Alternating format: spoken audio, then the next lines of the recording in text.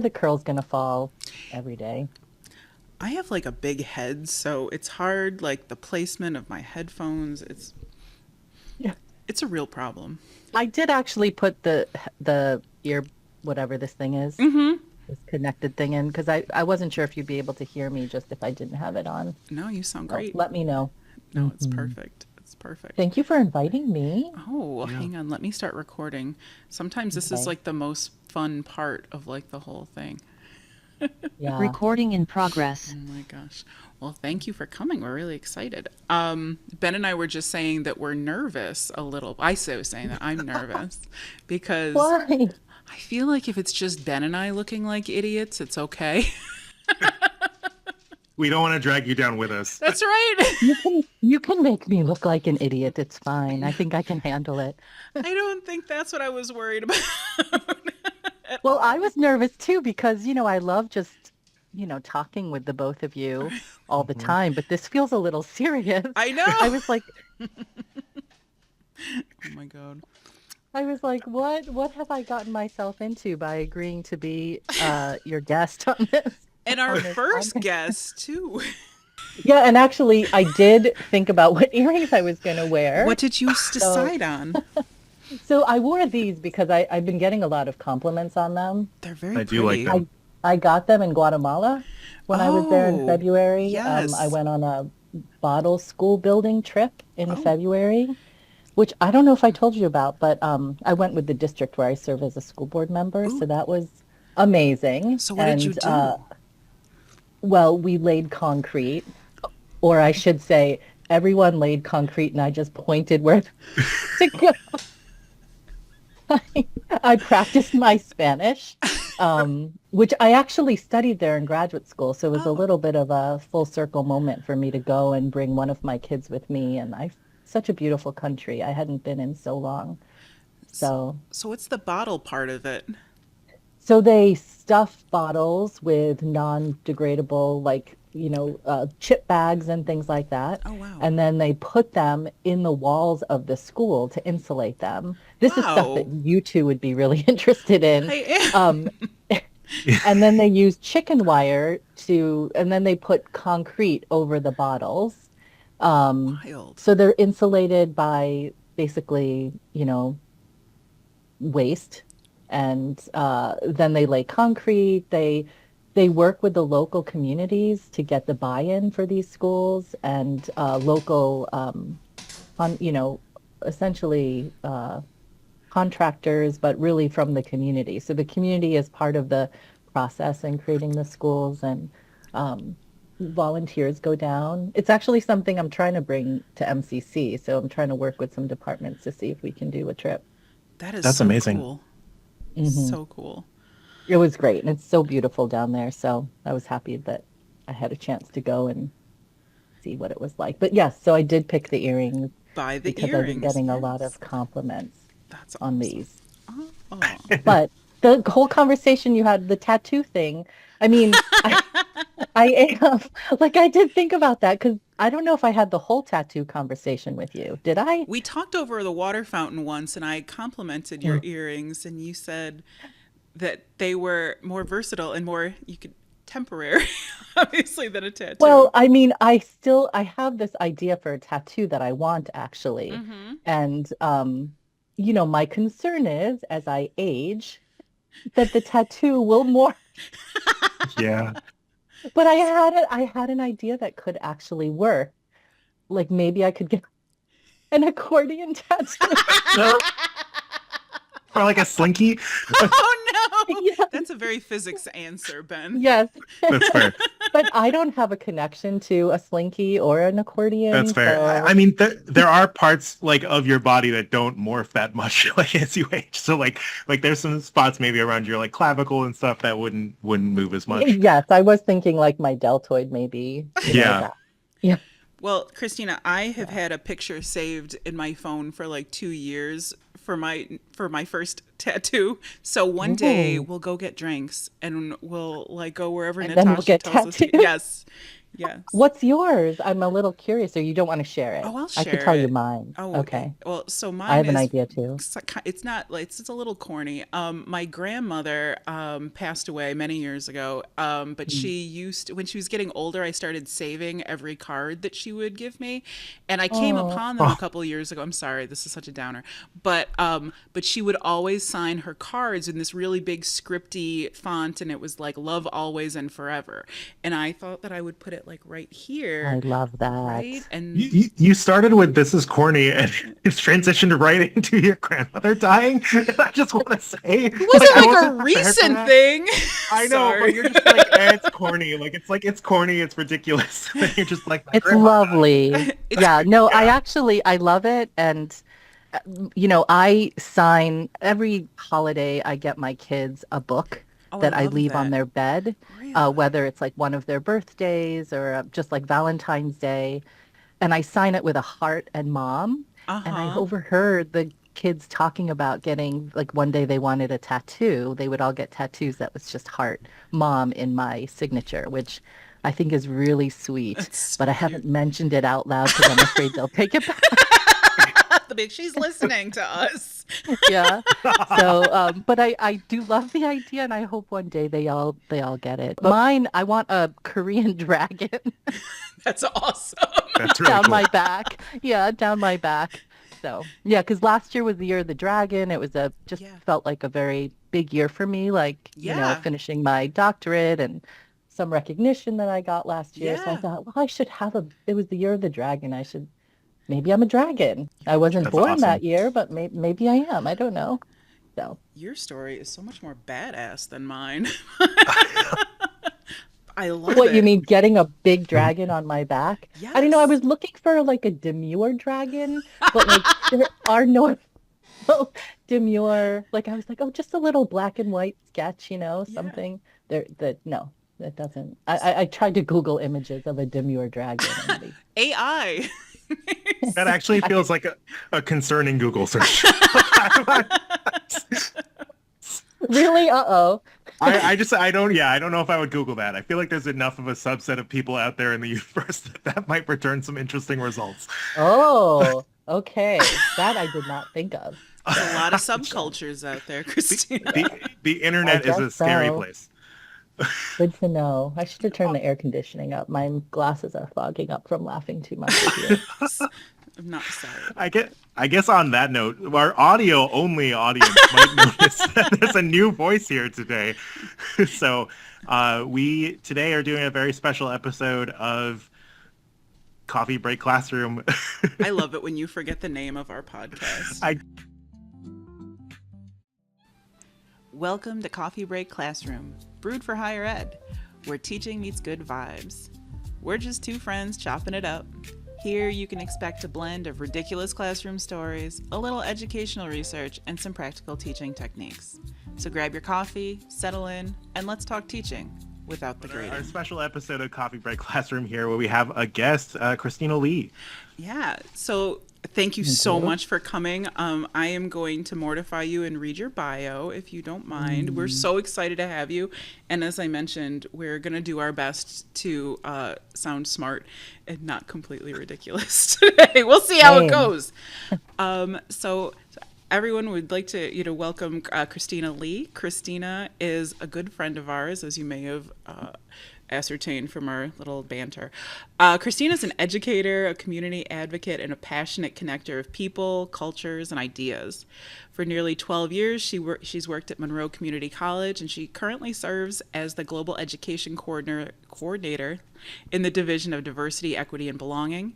In that role, she helps create meaningful global experiences for students, coordinates international initiatives, and co-leads campus-wide events to build more inclusive and globally minded learning environment. Whether she's organizing the college's Global Roundtable, co-chairing the annual Diversity Conference, or mentoring students in the Global Union, Christina is deeply committed to fostering connection and belonging. As you may have heard, Christina recently earned her EDD in Higher Education Administration from the University of Rochester Warner School, where her dissertation focused on increasing the sense of belonging among Asian students at MCC. Christina is a current fellow of the SUNY AANHPI Leadership Institute. I practice that. Preparing That's a mouthful. right? Preparing for broader leadership in higher education among Asian Americans, Native Hawaiians, and Pacific Islanders. Christina's leadership goes far beyond her day job. She is an important lady. Christina is the vice president of the Brighton Central School District Board of Education and serves on several regional boards and advisory councils. She was recently voted in as trustee at WXXI Public Broadcasting, where she serves as a board member, and she serves as a board member, totally separate, of the Asian Pacific Islander American Association of Greater Rochester, and is a member of Jiva's Theater Engagement Committee. She is also a DEI committee member with the New York State School Board Association, representing school districts across Western New York. As a Korean American immigrant, Christina often shares how public institutions shaped her early experiences in the U.S., including learning English from Sesame Street, where she fondly recalls during her recent keynote address at WXXI's annual staff event titled "The Power of Community and Leading with Jong." Did I say that okay? Yeah. Okay. That's great. The Korean concept. This is so nice, but it's so long. I'm sorry. No, because you're awesome. It just takes a long time. That Korean concept of jong, which represents deep emotional connection and empathy, is the heart of her work. Over the past several years, Christina's work has been recognized across New York State. She's named as an Asian Trailblazer in City and State magazine, a finalist for the Athena International Women's Leadership Award, a finalist for the Colors of Success Leadership Award, and recognized for her community contributions by the town of Brighton, as well as State Senator Jeremy Cooney and Assemblymember Sarah Clark. Christina holds. There's more. Wait, there's more. Christina. There's not that much more. There's not that much more. You can stay in, listeners. Like, They're like, what the heck? Like, how did they get, anyway, how did they score this lady? Christina holds degrees in anthropology from the University of Buffalo and the University of Colorado in Boulder. She's taught for nearly 8 years as an adjunct assistant professor in sociology and anthropology before moving into global education full-time. Outside of her many professional and volunteer roles, Christina is also a proud mom of 3, and your youngest just graduated from high school. So if that's not a good reason to go out for drinks in the fall, I don't know what is. Oh, yes, we definitely are doing that. Christina is driven by a love of learning, a belief in the power of community, and a fierce commitment to ensuring that all students and families feel seen, valued, and supported. So welcome to Christina. Thank you. And thank you for the nice bio write-up, because honestly, like, I loved your connecting sentences. Like, I thought that's so nice to connect, like, what I do to who I am. And I really do feel like if I just had, like, one word to describe what I do, it's like matchmaker. That's really what I think about. Okay. I think about matchmaker and maybe advocate. I try. And also chaser of money. So say more about the matchmaker part. yeah, I'm curious Well, I about don't that. know. I love connecting people with people, and also connecting us, like MCC, with community partners. And, I feel like we work so much in silos. Yeah. And so, when I got into this position, I really wanted to connect. I think about connecting us. I mean, when I got into this position, I did think about how to connect us with each other, like internally. I was like, there's so many ways we could work together with our students or with different, within divisions. And because global can be so expansive and so relatable to all of our disciplines and all of our our divisions. So I wanted to do that. And then connecting us with community resources, since we are a community college. Sure. I think very much about how we should be like the center for our community to either come get an education or come for like cultural events. Like, I always open any of our scholars who come or musicians, I always invite the community. So I guess that's the matchmaking part. I really like that. It really emphasizes like the connecting of people and really towards our topic today, which is going to be about belonging and how we can like improve our sense of belonging at an institution or in our classrooms. So I think that's Yeah, and awesome.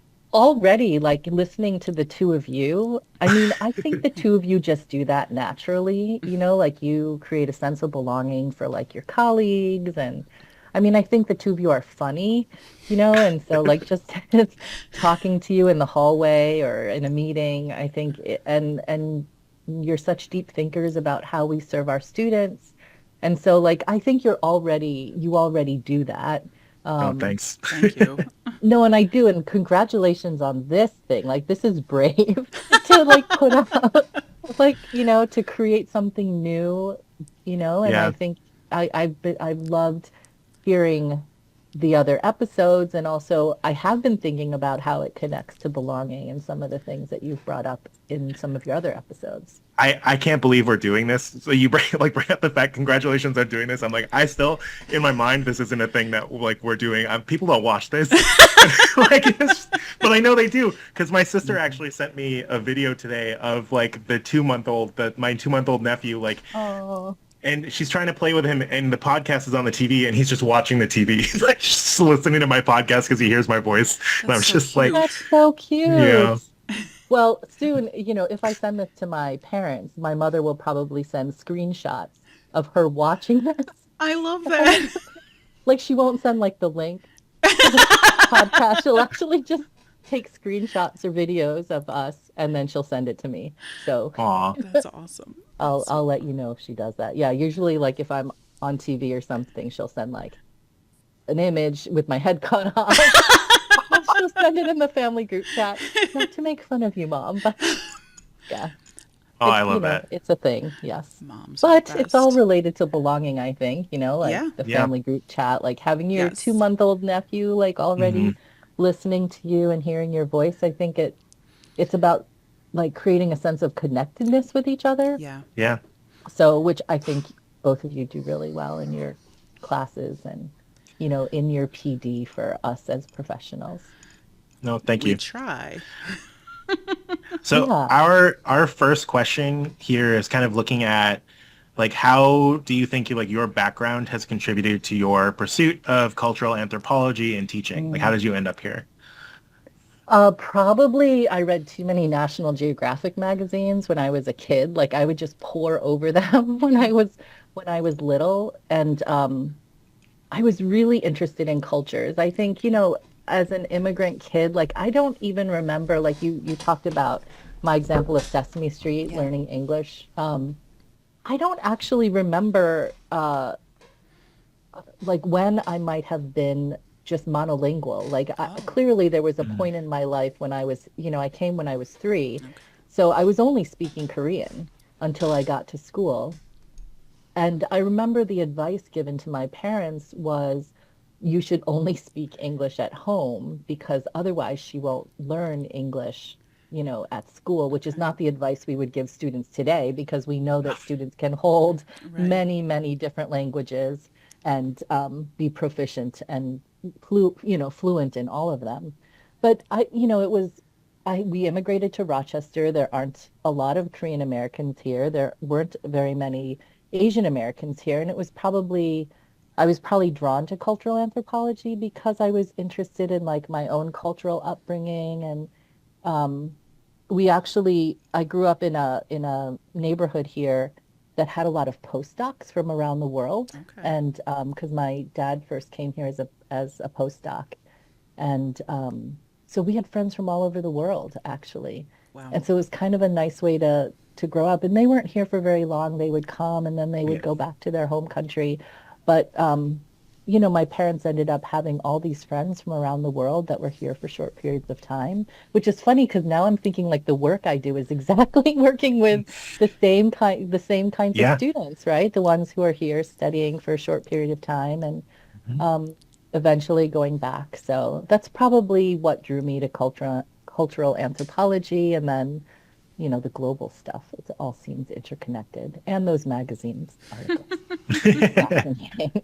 Did Yeah. you always know like you wanted to teach? Like had you always been wanting to go in No, that direction? no, actually, both my parents are teachers. My mom was an elementary school teacher and my dad was a college professor. So I was like, there is no way I am going into education. Like I actually thought I was going to be a doctor. And this is part of sort of the model minority myth, I think, for Asian Mm. Americans. It was like I had three choices. I could be a doctor, a lawyer, or an engineer. Those were my choices. And I had to be a violinist. So, of course, I played cello.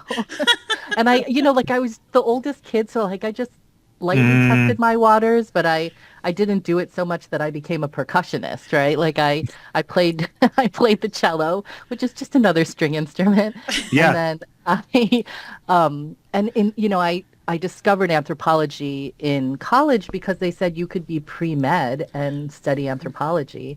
And so I was like, Okay. oh, that's perfect. I'll be a medical anthropologist. And so that was sort of my pathway. But and as a growth mindset person, I'll say that I probably, you know, could do well in math or in my science classes, but I did not in college.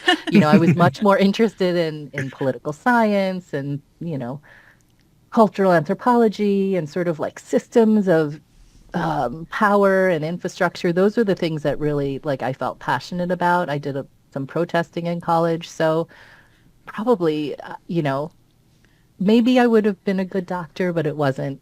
It wasn't exactly where I went. So it Well, was. we're happy to have you where you're at now. So, Thank you. yeah. I'm happy to be here. I think I think uh, you never know what you're going to do. So Hmm. I broke from the mold. I went to grad school for anthropology. And then I always worked in education, like as a grad student, Yeah. just having like a job. Yep. So I guess that kind of is a nice segue into our next question. Is that what led you to moving from teaching then into global education? Um, Well, it was very practical because you okay, know how difficult it is to get a full-time faculty position I at do. our college. Yes. Yeah. So when, I was thinking that I would move into a full-time faculty position, but this opportunity opened up Yeah, and so I took it. that's awesome. And I think it's been good. And It's it very cool. connects my cultural anthropology and my Yeah, education together. totally. So, So, and my job is kind of unique because it's like the curricular development of our office. Like yeah. our office is both Mm. student facing and academic facing. So, Can you tell a us a lot of little the bit academic more facing. about About the about your job. role? Yes. Um, so I guess the job is really, I mean, like you said, it's like creating a globally minded campus for our students, but also for our faculty and staff.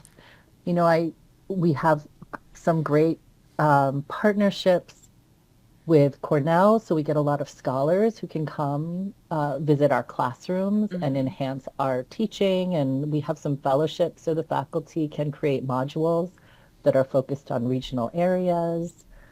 Um, I started working a lot with student leadership, life and leadership, Hmm. and Mhm. thinking about how to connect our students. I've only been a mentor for Global Union for maybe, well, I guess it's probably since after COVID. Okay. And that's been great because it allows our students to with connect our campus to their own personal histories and life experiences. And so every year has been different mentoring the students in our club because depending on the makeup of the students, it's sort of the things that they want to highlight. So we've had a fundraiser for Ukraine the last couple of years. Hmm. We've done fundraisers for Myanmar. We have a lot of students from Burma. Yeah. Um, we we've done like a Japanese cherry blossom festival. And actually, I don't know if you've walked by my office lately, but we have two cherry blossom trees now in our Oh, office. fun. So it's really sweet because we only usually put them out in the terrace during like a cherry blossom week. Yep. But people all summer go by the office and they ask me about them. And our students have hung wishes on the trees. Oh, I love And Oh, that. so I leave extra paper and ribbon so, students who are touring campus can come and leave a wish on the tree. So Oh my it's kind God. of it's a nice collection of just seeing a little window into the things our students worry about Yeah. or who they want to be romantically matched with. You know, That's it's a that's your lot of that's like, your that's your real job as matchmaker, right? You just That's see right. what's like what's I on there. did Like, too. Full okay. circle. Yeah. I'm like, well, this person is actually a pop star in Korea, so I'm not sure. Like, I have a lot of pull in that way, but certainly we can get you involved in another club, you know. Yeah, so That's it's so really awesome. sweet. I mean, some of them are really stressful things. Like I really need to do well. I'm worried about my parents, they're really Yeah. um amazing sort of it was sort of an organic, non-planned kind of wishing tree. That's the best. Yeah, Hmm. I can already hear like how much you do to support students and support their sense of belonging on campus, like just from that. Oh, Like I it's hope great. so. I mean, I've started to keep things like K-pop, like Korean pop music things in my office actually, because I realized that it actually has become a way that students connect with me Yeah. to Hmm. talk about Korean culture or Korean dramas. And all it's amazing because the students from all over the world have interest in this in Korean culture, and Mm-hmm. so that to me has just been fascinating, like as a cultural anthropologist, to see that kind of fandom and um, cultural relevancy. I'm not really quite sure. It's just like people will just speak Korean to me in the hallway. They're like, "Wait, are you Korean?" And then, like, of course, the things they know from K-dramas are like, "I love you, don't leave me," you know, like, let's go for a meal. So it's funny. It's That cute. is I funny. really I love it. And it's a way I connect with adults too. I have to be frank. Like people will just talk to me at conferences, about it. So That's awesome. yeah, Yeah. so I guess the idea of belonging, just feeling connected with other people. I'm hoping that I think we all do that, Hmm. on campus. Um, but I can talk more about like the research if Yeah, you would like we to. we're gonna swing into that. I think we maybe first, right? If we're kind of talking about that, one of the questions that Amanda came up with that we decided to Mhm. move a little bit earlier is kind of like, what's something meaningful that someone has done for you that has made Mm. you feel like you belonged? Oh, well, being asked to be on this podcast certainly made me feel special. You're like, I made And it. I feel more connected to the two of you, actually. It, Yeah. it did make me feel more connected to you. I think last year, sort of the nominations for the different recognitions I got, that, Hmm. I'm very much like a put your head down, do the work, and hope somebody recognizes you Me too. kind of worker, right? And so then Yeah. when somebody recognizes you, you're like, wait, do you know my name? Like, like how do you know my name? So I think that really, it was just it was a nice way to be recognized. But I was also thinking, like when I first got into this job, and Amanda, you were such Oh, a fighter to keep our department oh, and that to was a long keep the time ago. structure. It was a long time ago, but like I have not forgotten it Mm, because wow. it really made the department Relevant. important, Yeah. relevant, thank you, relevant to our college community, which, I think it is. We Yeah. provide like holistic advising and support and belonging for our students. But the way that you fought for us was amazing. It taught me a lot about how to be an advocate for each other. So, for our Aw. listeners out there, that's very sweet. And thank you so much for that, your kind words. I think I was Senate president when that happened, was I? I And think so so. there was a proposed reorganization. I feel like it was to pretty much eliminate your department or to Yes. downgrade your I don't remember it totally. Position to one. Yes. Yes. It was to take a director and associate director to one coordinator position. Yeah.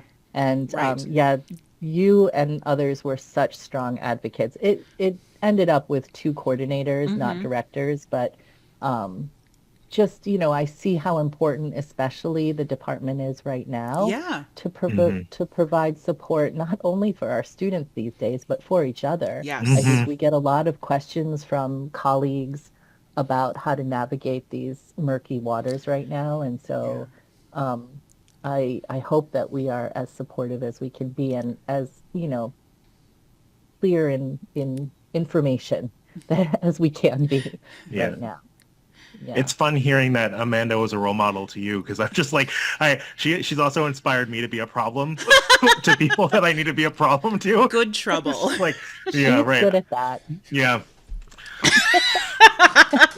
She is good at that. But that's like such an important part of growing as a professional is knowing Yeah. where to push Yeah. and who to Hmm. push to get things done. Yeah. Like I think that's one of the things I'm learning in this leadership institute too, is Right. like, what are the structures in place? And you sort of have to work through the structures. Yes.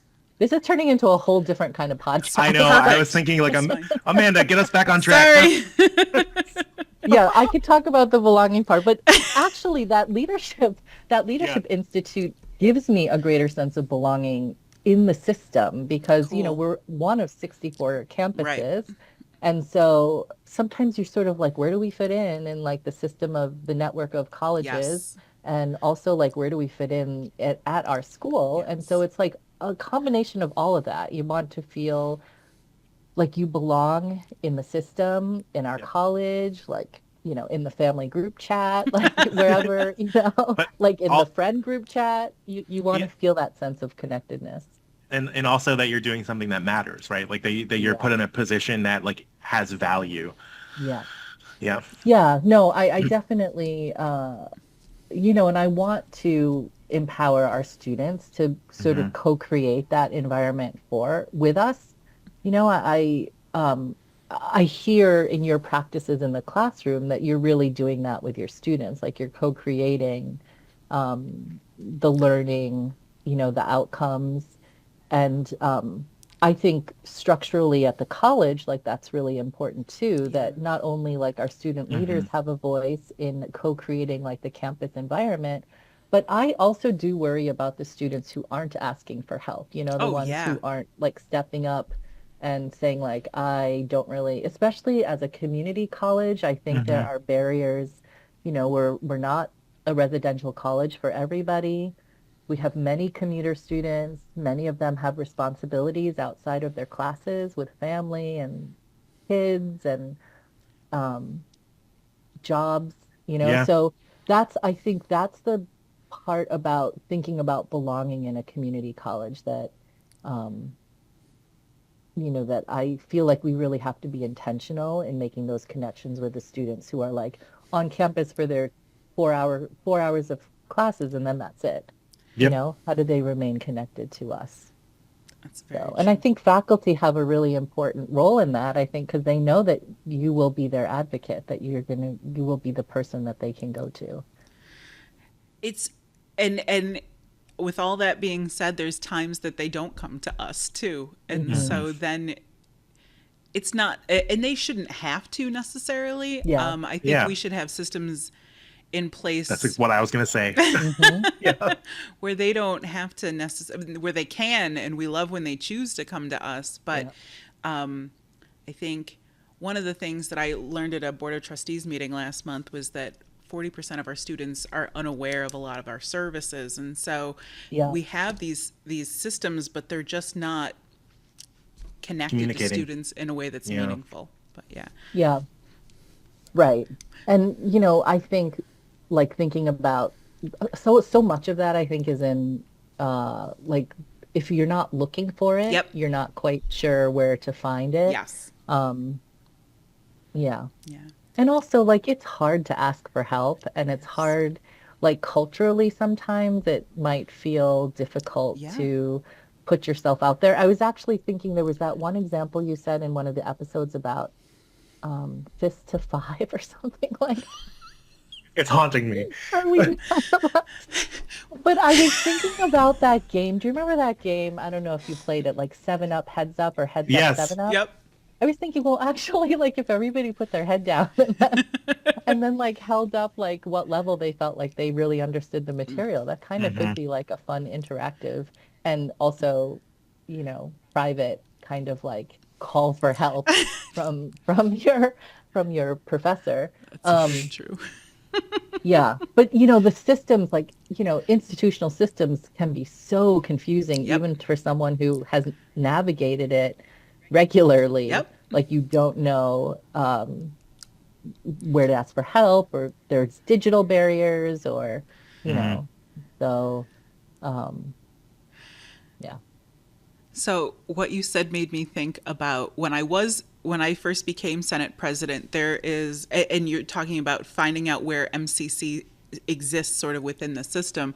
Um, I attended the Faculty Council for Community Colleges, which is like the Hmm. Senate for all um, 2-year schools, and then there's the, I think it's a University Assembly, which is like for 4-year schools. And it was so interesting because I had the opportunity to talk to other Senate presidents and to understand how much MCC was really respected in the 2-year college community, like in Hmm. SUNY, and then also to kind of understand politically in the system of SUNY how 2-year schools operate different and then similar to 4-year schools.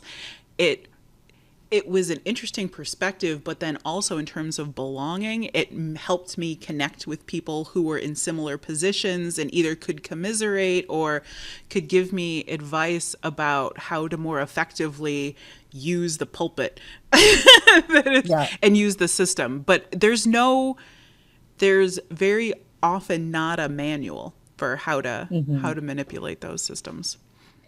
Yeah, and one of the things that that I learned when I was doing this research is that we often ask our students to like fit into our institutions, Mm-hmm. like Hmm. to modify themselves to understand the institution, but really, and I think we do this actually, many of us already do this, but like trying to fit in, trying to figure out how we modify ourselves um, to assist our students, whether it's like an office that provides holistic advising and support and belonging, or um, you know, just being culturally engaging Mm-hmm. and responsive to our students' needs. I think from a very Western perspective, institutions tend to be individualistic and very competitive.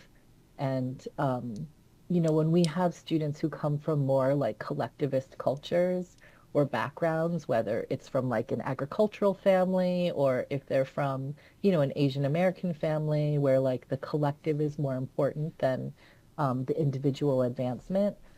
Coming to college sometimes can be a little bit of a like, oh gosh, you know, uh, like you have to translate all of that kind of achievement language. Yeah. And so like what supports do we put in place so that there's an ability to think about us collectively being a community or collectively even like the wins of a classroom, right? Um, like how do we foster that the class feels like they have won together somehow, or they've, Yeah. Well, yeah. because I'm thinking like, especially in STEM classes and introductory STEM classes where like it's such an individual mentality Mm, of like you have instructors that'll just be like, look at the person to your left, look at the person Oh to the yeah. right. Only 50% of you are going to be making it out of here, right? Like it's not collective. It is very much yeah. individual and competitive. It's a very Hmm. different kind of vibe. Yeah. Yeah. Especially in some of Probably our, why I'm not a doctor. yeah, No, right. I'm joking. No, but It's not. in our competitive programs, right, where students need, Valerie would like to participate in tonight's conversation, Aw. but I didn't know you had a cat I do, too. I know you have a yes. She dog. was my midlife crisis cat. She, my kids were I all mean, leaving me, Christina, and I ended up with a what cat. about the car? The cat and the car? Yeah, a little of everything. It's like, oh, And then the tattoo. that's right. We'll Yep. complete the Hmm. circle Hmm. I of don't know middle how to age. wrangle when there's two people. I don't. Best of luck to you. Um, All So is that right. so how did you become really like so obviously belonging has been a big part of your professional world. Hmm. So how did you decide to go then back to school to do research on it? What led you to make that choice? Um, well, I actually had left a PhD program a long time Okay. ago in cultural anthropology. And so, like, it was always in the back of my mind that Mhm. I would go back to school in some capacity. I didn't know what. And then, our MCC offers this arrangement with the Warner Yep. School to pursue your EDD. Yeah. And, we of course have colleagues and friends who are in the first couple of cohorts. Mhm. And so I did ask a lot of questions. And probably our friend Takia, Dr. Takia Graham Mm-hmm. said you should do it. Like this is the time you should do it. And I do respect the things she says, and maybe Yes. I do the things that she says to do. So I just dropped myself in the program. I mean, it was daunting because it's been a Hmm. long time since I've been in graduate school, Sure. but actually it was coming right out of COVID, and so it gave me some flexibility to just do grad school from home. Yeah. And for some people, that might not have been a draw, but for me, since I had teenagers at home, like, Mm-hmm. I could make dinner, then come up to class, and and I wasn't commuting because we were still online at Mm-hmm. that point, even at work. Um, so that sort of dropped me into class. It was very difficult to take a research methods class in the summertime in your very first semester Yep. back at grad school was like, what have I done? Like I'm literally like walking around with a pencil behind my ear and a book everywhere I was going. So it was, but I'm so glad I did it. I mean, I think I have learned a lot. Like it was a great growth mindset Yeah. exercise for me to know that I could still retain information and think strategically about how to apply it to our work. The belonging piece, I really wanted to do something student-centered, I think. Hmm. And so much of my work is actually like more strategically thinking about faculty and staff, professional development, partnerships. So I guess I wanted to do something a little bit more student focused. And throughout my whole life, I've always done some kind of academic research on Asian American communities. And there isn't a lot of literature on Asian American students or research done on Asian American students in community colleges. Hmm. I think because of this model minority myth, we often think of Asian students going to four-year schools and in fact, like the numbers show that almost half of Asian American students start in a community college. Really? Yes. So that was really interesting to me. And, many of our students, our numbers have been growing in terms of our Asian American student population. So I thought, well, this will be really interesting for me to learn the literature, sort of see what the experience is like for our students. And so I guess that's what sort of and the idea of belonging, like I was reading some articles and books on the idea of belonging. So, I like that word. It's sort of a simple word, but like Hmm. the idea of increasing belonging, actually, the education research showed that it also increases retention and persistence and, um, the ability to ask for help, right? Like if you feel like you have a sense of belonging in the classroom or at school, um, you might ask for help if you when and if you need it. It connects you in different ways to different people across the college. One of the other things I learned is that really we need to create like a web for ourselves. I think in our personal life too, it's nice to have like a web of support, Mm-hmm. but for our students, really to have like offices or people that they can go to, Hmm. not just one person, but like, whether it's somebody in advising, somebody, in their major, a peer, but creating that institutional network of support was really key. And it increases the sense of belonging and hopefully increases, even academic performance and whether they'll graduate, like all of those things.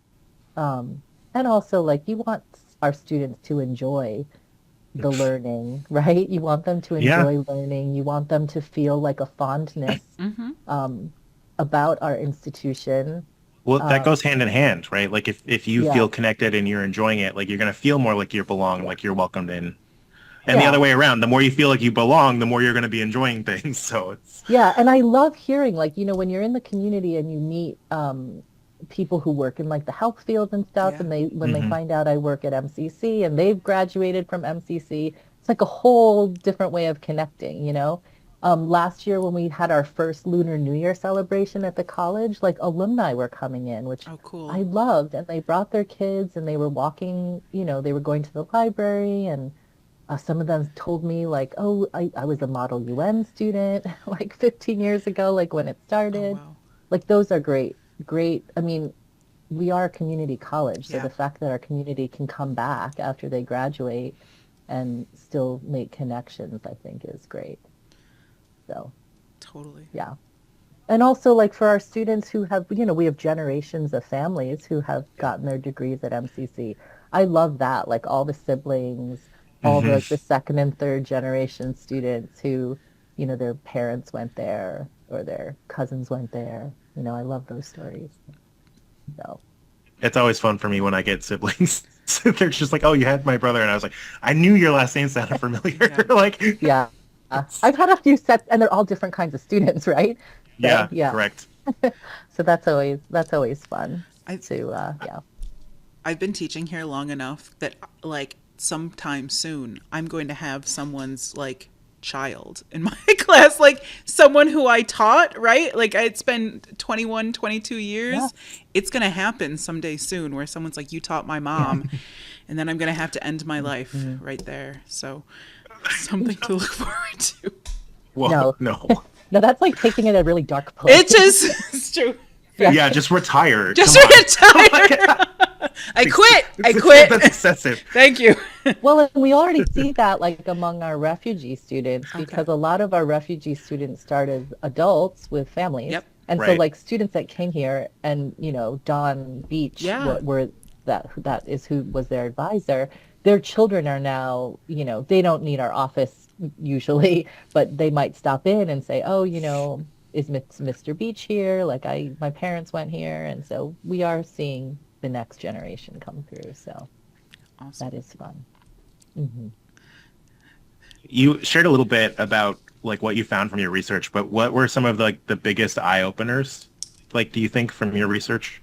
Well, I think I like the idea of like some of the best practices that I saw on other Yeah. campuses. Like there was this idea of culturally engaging campus environments and really making the connection from people's cultures at home to our campus environments, whether it's like through our food service or through like shared spaces where students can study, or whether it's celebrations that we have, cultural celebrations, or even like our interfaith room, or recognizing Ramadan for our students and, Hmm. breaking fast for the evening classes. Like those kinds of connections, I think, are really important. I think the other thing, because I was really looking at belonging for like historically excluded students, um, was that these sort of the difficult conversations around race and ethnicity actually increased a sense of belonging for all students of all races and ethnicities, Hmm. not just for the ones who, are minoritized students or historically excluded students, but a lot of the white students in campuses where that was a welcome conversation to have, actually, and that they were able to share in the sort of the cultural learning of their fellow students' cultures, elevated their own sense of belonging. And I think that's something that we, when we do this work, the sort of diversity work and cultural work, how important it is for all of our students and not just for the ones who might represent that culture or that, you know, that ethnic background. Um, so I'm gonna that write that that down. was, yeah. Which part? Just the fact that like having these kind of culturally inclusive practices benefits like everybody, All not just students. the yeah. Yes, that was like a big takeaway for me because I think, when you're doing work in diversity, sometimes people might feel that it's for a particular subset of students, right? But actually like understanding, you know, systemic barriers, racism, cultural and ethnic differences, Hmm. um, those are it's actually important for all of our students to know and experience their fellow students, like in Yeah. discussions. And I'm sure you'll hear from like you would talking to maybe some of our social science professors, conversations that you might have in the classroom on race or gender. Like if you've not experienced, if you've only sort of experienced like what you might consider like a one experience, you don't Hmm. you don't see like the breadth of lived experiences, Hmm. right? That we're not a monolith, whether we're students or Asian American or um, so I think that's so important in some of these difficult conversations we have. And I love that it increases a sense of belonging for our students because then they know where to go, where they can feel safe to ask the questions that they might not feel safe asking in other contexts. Yeah. So, So yeah. when I was growing up in the 90s, just south of Buffalo, there were many like refugee students that came over from like Bosnia and Herzegovina during the conflict, during the civil war there, and I was an English tutor slash just like general tutor in one of the she was a biology teacher and she was actually from Yemen. And so all the students, like the international students, would meet in her classroom and they would have study sessions. And I was like a tutor in there during one of my study halls. And one of my most poignant memories from high school is a student from Bosnia talking about like basically like the death of most of, like the murder of like most of his Mm, family members. And I remember sitting there and like looking around and being like, I can't believe there's people my age who are at this school, right? Who've experienced mhm. things like that. And it was really eye opening, but, and it, to your point, like connection between students, I feel like I saw a part of their humanity that I would never have seen if I hadn't heard that. So that, Yeah, and we have to listen deeply for that, right? Like sometimes it might just be over our heads if we're yeah, not really listening closely to how different our shared lived experiences are. yeah. I hope that we can, like, I always want to foster that for our students, even when it's like, when a student comes to my office and says, like, so and so, like, this professor's not listening to me or whatever. I'm always like, well, give them a little grace. Like, we don't really know what's happening in their lives right now, right? Like, Mhm. communication is hard. Like communicating with other people is difficult. It's not really easy, especially because things are so digital right now. Yeah. And so Mhm. to just connect with people on a person to person level, I think is a challenge. The more and more we become digital and, we might meet asynchronously or, you know, on a digital platform like on Zoom. Yeah. I think it's hard sometimes for our students to navigate, um, sort of a person to person connection. So I just I just want to make sure that all of us, can keep connecting in that way um, and hopefully, I don't know, increase like any of us feeling like we belong at MCC. Yeah. So actually, that's a perfect segue. I'm going to actually combine our next two questions, Ben, because you sort of answered the first part of it.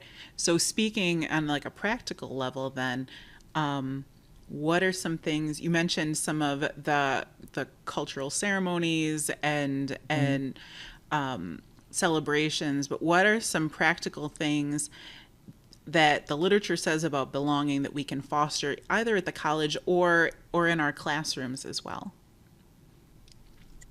Um, well, I think, I've been sort of working with Sodexo the last couple of years, Mm-hmm. and we often get students who say, well, they're not sure what's halal and what's not. Mm-hmm. And so, That's our um, Sodexo is our food service, like yes, on campus. Yeah. yeah, and they've been really great. They've had a couple of new chefs and different managers who are really looking to create, more menus that might appeal to, I don't think, our students who come from a specific ethnic background. Like I think all of our students are actually pretty adventurous in their palettes these Mm-hmm. days. So, that's one way. I think also just providing spaces for students to engage with one another. Peer mentoring seems to be something that students really enjoy.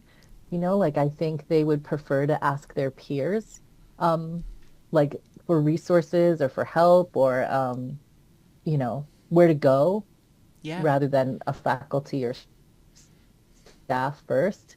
And I think we do that. We have peer mentors, I think um, so that was one of the best practices that I looked at creating, helping our students create that institutional network. Um, Sometimes it's just us needing to help them, figure out where to go. I think one of the things that we should like, as professionals in the field, like we have to sort of be aware of our own biases and our own, I don't know if I can't remember what I said before, but the research on Asian American students, not only was there not research on them in community colleges, but the thought is that Asian Americans are often left out of educational research because they're seen by this, model minority myth that they are strong academic students and that they can navigate institutions. And I don't think that we can I don't think that's necessarily, I think that we still need to do more research on that, right? So we Yeah. don't disaggregate data on Asian American Hmm. students. And certainly like if you came over as a immigrant, um, with a third generation college education with some understanding of how to navigate that might look very differently than a student who might have come here with fewer resources. And I also think that we also don't focus on the mental health of our Asian American students. I think it's sort of uh, probably a little bit of a cultural barrier to talk about it and ask for help. And so that was, I think, for many of our students where that is not the norm, like increasing a sense of belonging hopefully will also increase their mental health or their awareness that they need to seek assistance when they need to. And I think since COVID, we've probably seen a lot more students who um, could be connected with resources. I still would like to do more of my own professional development around, trauma-informed teaching or Mm, trauma-informed care. Um, so, that's great. Yeah.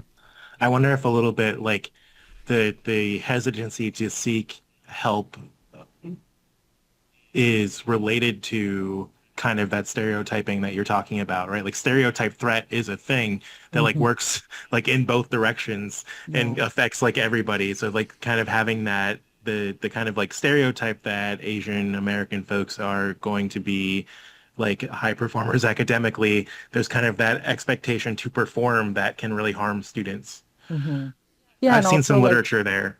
yeah, and also that we might not uh, ask, like we Hmm. might assume that students are fine and maybe they're not okay, right? All came to our diversity conference this last year, and this scholar who came, Dr. Strayhorn, is one of the leading scholars on belonging. So, what were your takeaways from that But we couldn't diversity afford conference? him, so for the podcast. No, although he was, I mean, he might give you a discount. You should ask. I wonder if he'd come.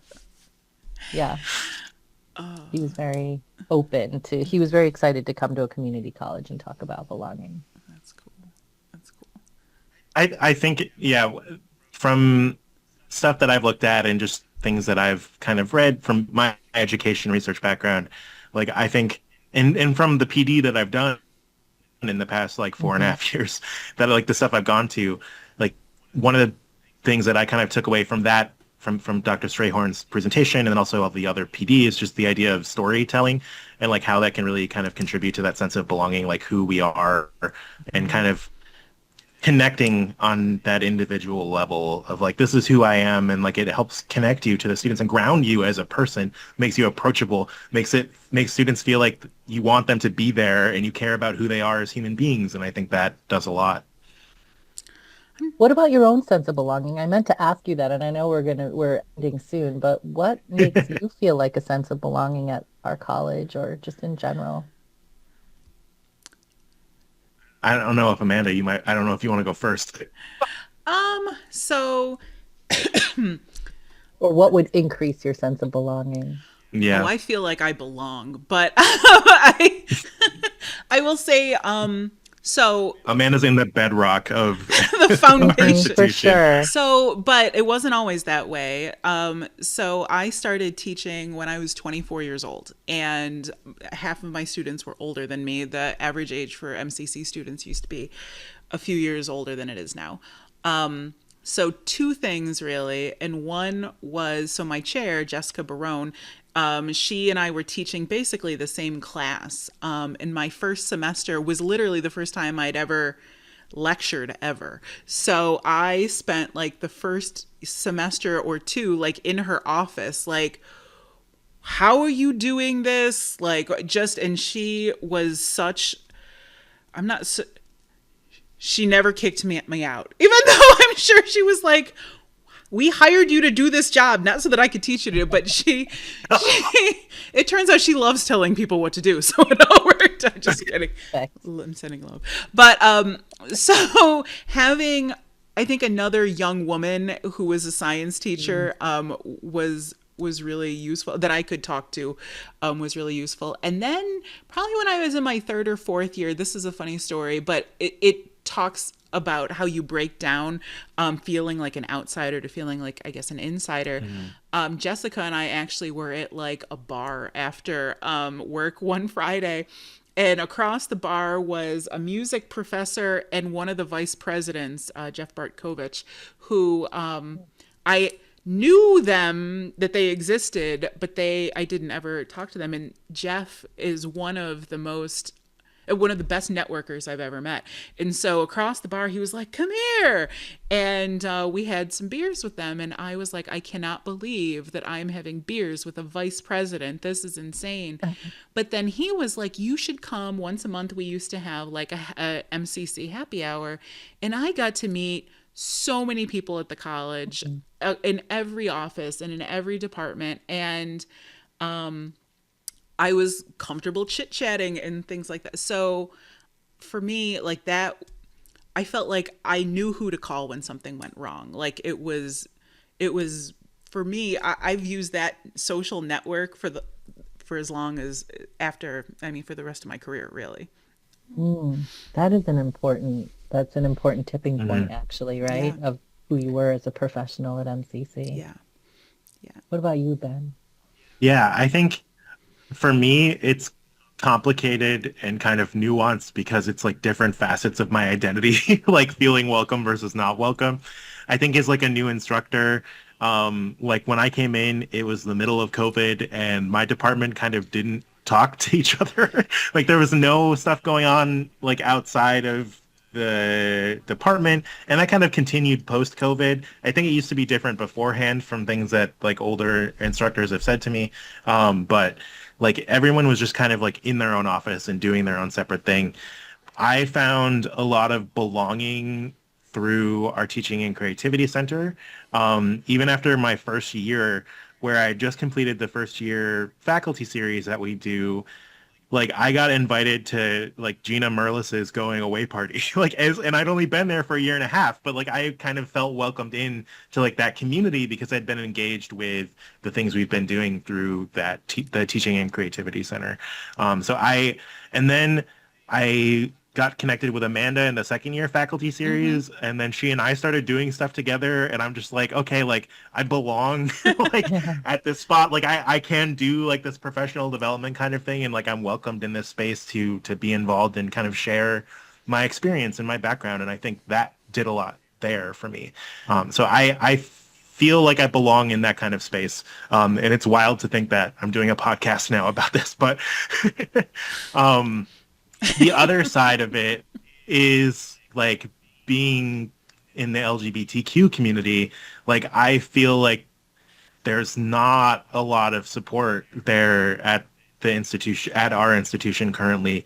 And like administration will say that, oh, we support like students and staff in the LGBT community, but I feel like it ends there a lot of the time. And I feel like what would really would help me feel more like I belong and more supported is having more resources for our students, because I feel like they don't have a lot right now. But just having these conversations, and we're already doing that a little bit because Christina and I are part of the planning committee for our next diversity conference now. So we're kind of moving in that direction. But it's just, I am in a department where I have a student that will ask about somebody's pronouns, and a faculty member will say, oh, this is the engineering department, we don't do that here. And I'm just like, what is that supposed to say to me, you know? So like Yeah. that's something that I still kind of struggle with, but I push myself into spaces to provide support for other people, maybe in an effort to get my own sense of belonging. Mhm. Because I co-chair our faculty and staff affinity group, and I found a lot of people there that I've been able to connect to from different areas of the campus that I never thought. Like I know people from institutional research now. I know people from our marketing office. Like I get a chance to chat with them about their Yeah. experiences and kind of have community there. I Yeah. love that because you're creating it for yourself. I mean, it Hmm. frustrates me because it frustrates me that you don't feel supported as you Yeah. should. Um, but I love that you have been so much part of creating that sense of belonging for all of us. And now I see you, like I was thinking, oh, maybe I met him at Gina's going away I party. did. And now I feel like you're sort of just like a foundational member of our college. Yeah. And so, you know, yeah, I feel very much like you're just part of the fabric. And, Thanks. I go to I feel you like that. for, you Yeah. do?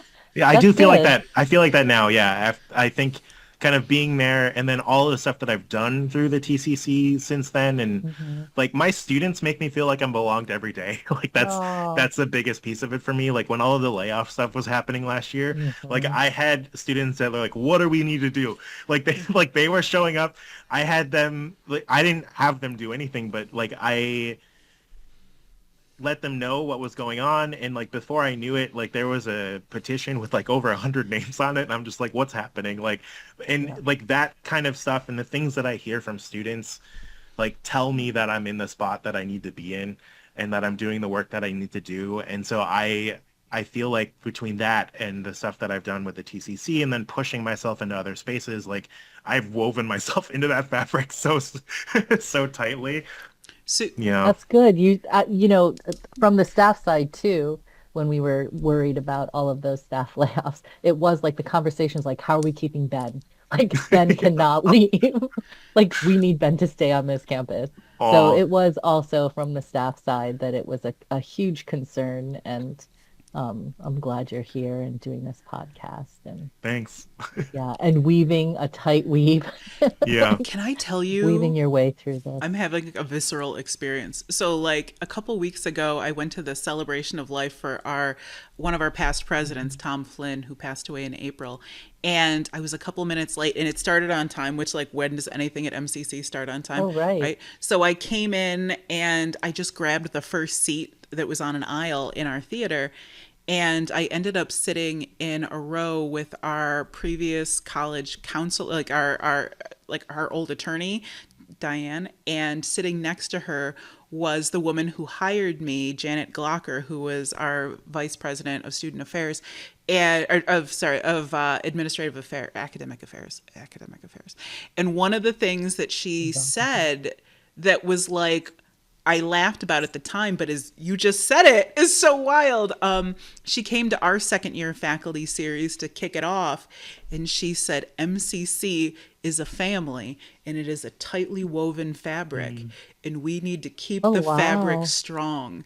And so when I used to see people in my cohort, we were just there used to, I mean, there was so much pride about the MCC family that like I used to see people in my cohort and they'd be like, keep the, no threads, no threads. You keep that fabric tight. But it's true. It really is Yeah. very true. And I just want to add too that like the work that both of you have done and that other people have done is what inspires me to like keep pushing and keep kind of tying that and keeping that fabric strong. Like I Mm. see the amount of work that like all of you have put in, and I'm like I can keep pushing for that. Like I want to be there. I want to be at that level. Oh, man. That's awesome. Well, I appreciate this conversation so much. You know, I'm so glad that the two of you are at the college, and I'm always Likewise. learning so much from your conversations and your humor. I love how funny you both are with each other and with the rest of us. And yeah, it's um I think we're all really committed. I think one of the things I really like about working at this college is that I feel that commitment from the two of you and from a Mm. lot of the people I pass in the hallway every day, that they're, that they want to feel like they belong here, and they want our students to feel like they belong. And um, yeah, it's all good. All right, we have a quick, fun last question for you. Oh, okay. All A right. fun last Yes, question. if you could. I know you wrapped that up so nicely. We have one I last question. know. You can edit it. All the editing that must be hard, It's I a was lot of thinking. work. Like the editing. It Yeah, is. the editing seems like more work than maybe actually like just recording It the. is. It is. Yeah. But it's He good. doesn't cut out that much. She does not cut out that Oh, much. really? I don't. No. So my sweaty glasses will be Oh, they'll in be in here there. for It'll be great. If you submit a in request, she for will life. do it. All right. So if you could tell yourself something when you were first graduating from Oh. college, so, some advice, what advice would you give yourself? Oh gosh, that life is not a straight line. That, Mm, that there are no, that you can't really have any expectations for what's to come. You just sort of take it day by day, and you enjoy it day by day. I remember actually when I was sort of at this pivotal, difficult point in my life, I met this old lady. Like, it sounds like a story, but it really was a story. I met this old lady, and she wanted to talk to me about joy. And I was like really in like a down place in my life. And she said, these low moments in our life are the reason that we can see joy so clearly, because the joy isn't highlighted. Like you can't, yeah. like you don't appreciate like Yep. joy. And I think, like when you're young, like you just think, oh, all the things that I plan to do. And maybe for both of you as valedictorians, like I was like, boy, these two are like high achieving high school Dorks. students. Yeah, it's true. I still had my own winding path, so Oh, and I do want to yeah. hear your high school speech, Ben. I want you to read that Oh, on a geez. podcast or like at a faculty, like staff meeting. I need to hear that speech on change. Oh man, I will need to see if I can find Yeah, it.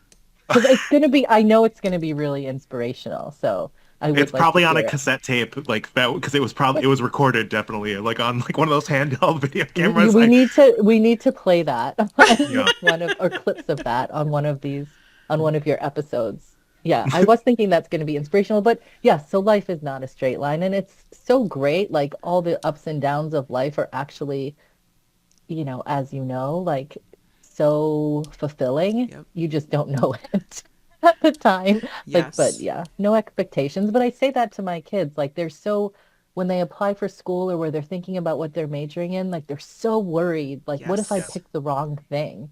Right? mhm, Well, there isn't a wrong thing. Like, Right. you just don't know where you're going yet. Yep. Like, and whatever you are majoring in or whatever you're learning now, it will fortify whatever you're doing later. You just don't know what that is. So I guess I wouldn't have listened to me if somebody had said that to me at 22. I would have been like, whatever. You don't know what you're talking about, old lady. But I but love that. yeah, that's what I would probably tell myself. I love it. Put a bow on it. Play the outro music. Boom.